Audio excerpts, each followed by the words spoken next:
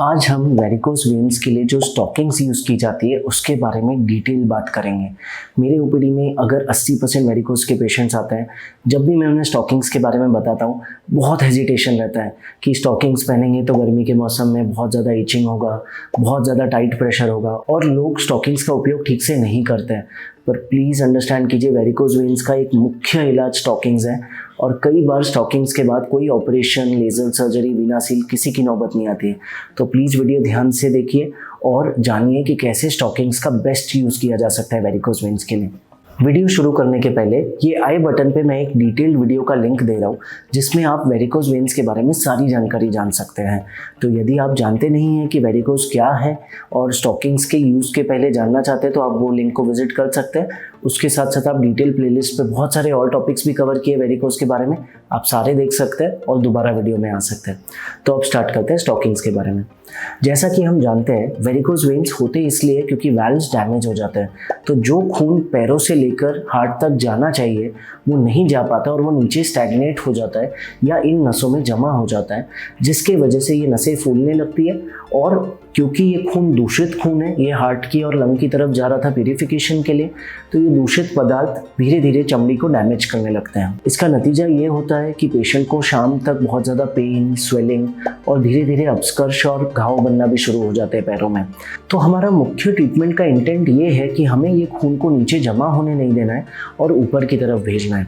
इसके कई तरीके हैं। एक जगह बहुत देर तक खड़े रहना या बैठना अवॉइड कीजिए। जितना हो सके वॉक या एक्सरसाइज कीजिए, जिससे कि काफ मसल्स ब्लड को पंप करके ऊपर भेज देंगे। सोते समय पैरों के नीचे तकिया रखिए। लेकिन ये सारे मेजर्स आप सब टाइम नहीं कर सकते। प्रोफेशन में या पर्सनल लाइफ में भी ऐसे बहुत सारे इंस्टेंसेस आएंगे जब आपको एक जगह बैठना पड़ेगा या खड़ा रहना पड़ेगा। इसलिए ऐसे मामले में केवल एक ट्रीटमेंट आपके काम आ सकता है, वो है स्टॉकिंग्स, जो वेरिकोस वेन्स को प्रिवेंट भी कर सकता है जिन लोगों को ज़्यादा खड़े रहने या बैठने का काम है, या अगर आपको वेरिकोस है तो प्रोग्रेशन को स्लो भी कर सकता है या हॉल्ट भी कर सकता है। अब स्टॉकिंग के बारे में डिटेल जानकारी देने के पहले ये समझ लीजिए कि स्टॉकिंग से मैं जो डैमेज्ड वाल्व्स हैं वेन के, उनको नहीं ठीक कर सकता।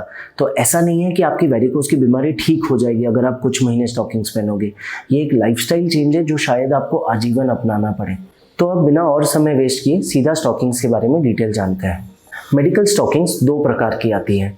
पहली ग्रेजुएटेड कंप्रेशन मेडिकल स्टॉकिंग्स, जो वेरिकोस वेन्स के लिए सबसे कॉमनली यूज़ की जाती हैं।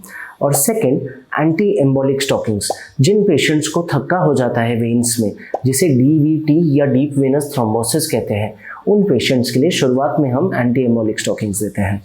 अब ये कंप्रेशन स्टॉकिंग्स क्या होता है? ये लंबी सॉक्स या स्टॉकिंग्स है जो पैर से लेकर थाई लेंथ तक आती है, और जो लोग उतना कंफर्टेबल नहीं है वो नी लेंथ तक भी ले सकते हैं, यानी कि घुटने तक। ये इतनी टाइट सॉक्स होती है कि एक बार आप इन्हें पहन लें तो ये बहुत ज़्यादा प्रेशर से जकड़ लेती है पैर को, जिसके वजह से खून इन सूजी हुई नसों में जमा नहीं हो पाता और सारा का सारा खून हार्ट की तरफ चले जाता है।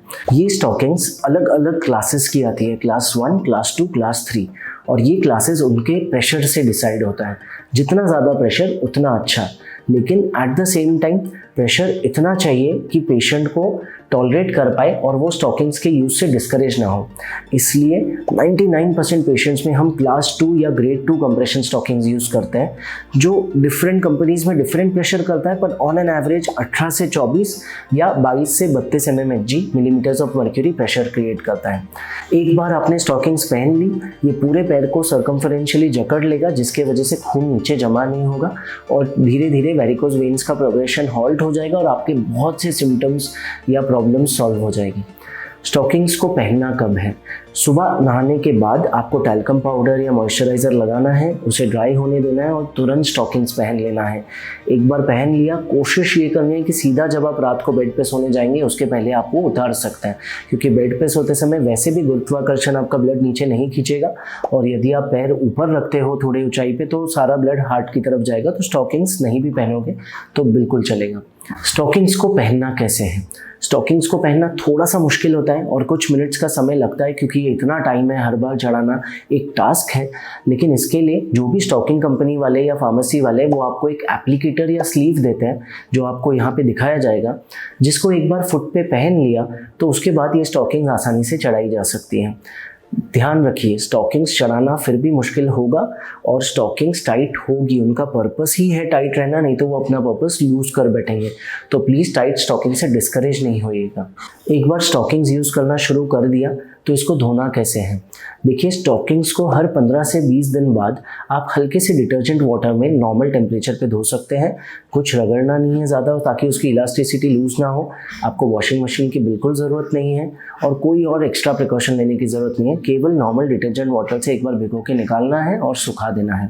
आपके फैमिली मेम्बर, पेशेंट या आप खुद स्टॉकिंग नहीं पहन पा रहे हो क्योंकि आपको डर है कि उससे बहुत ज़्यादा इचिंग या खुजली होता है, थोड़ा रेडनेस आ जाता है, स्वेलिंग आ जाता है थोड़ा सा फुट में स्टॉकिंग के नीचे, या ओवरऑल गर्मी इतनी हो जाती है कि आप टॉलरेट नहीं कर पा रहे हो।